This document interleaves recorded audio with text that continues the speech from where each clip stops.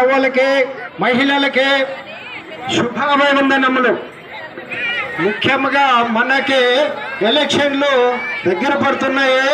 5 సంవత్సరాలు పడరాని పాటలు పడినాము. ఈ అవకాశము మనకి అందరికీ మైండ్లో బల్ల గుద్దినట్లుంది. అంతా వ్యవహారం ఎట్లుంది తెలుసా, అందరూ అనిపించినాము.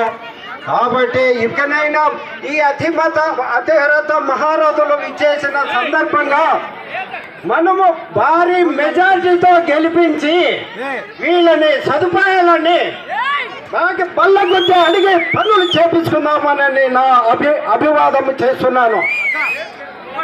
ఈ 5 ఏళ్ళు విసిగిన తెలుగుదేశము మల్లె మొగ్గలన్నీ మళ్ళీ చిగురించి మల్లె మొగ్గలు ఇంతలాను అవి ఒక గులాబీ వికసించేటట్లా మళ్ళా తయారవుతుంది. ఏది ఇంత కక్కలపల్లి పొలం ఇంత ఉంది కదా, ఎవరికైనా ఉందా? ప్రభుత్వాలు ఏవచ్చినా కూడా ఇదేదైనా సబబు అపోజిషన్ పార్టీ ఏం చేసింది? ఈ పార్టీ రోడ్లు రవాణాకి లైటింగ్స్ పారిశుద్ధము ఏమంటే ఈ ఊరు ఆదర్శ గ్రామం. ఆదర్శ గ్రామం చెప్పుకుంటే సిగ్గు ఏమేమి ఉండాలా?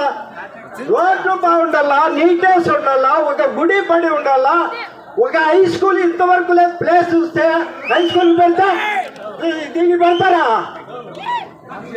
పెడతారా అది దానికి ఏంది అది సచివాలయాన్ని తీసిన 2 ఎకరాలు తీసి అమ్మకి పెట్టే హై స్కూల్ సెక్షన్ వరకు తీసుకురావాలనుకుంటే దాన్ని ఫ్లాప్ చేశారు. గుడికి తీసే మా తోటకు పోయేది 8 సెంట్లు రోడ్లో పట్టాలు క్యాన్సల్ చెప్పేసి గుడికి చెప్పేసి అంబేద్కర్కి ఎస్ఎల్కి గొడవలు పెట్టి మాకి చేసి ఓటు మళ్ళించుకుంటేదానికి చేస్తారా? ఎందుకే ఇంత ప్రాపగండలు ఎందుకు? ఒకవేళ మనిషి ఉంటే టీ కొట్టండి, లేకుంటే చేతకపోతే మంచి పని చేయండి.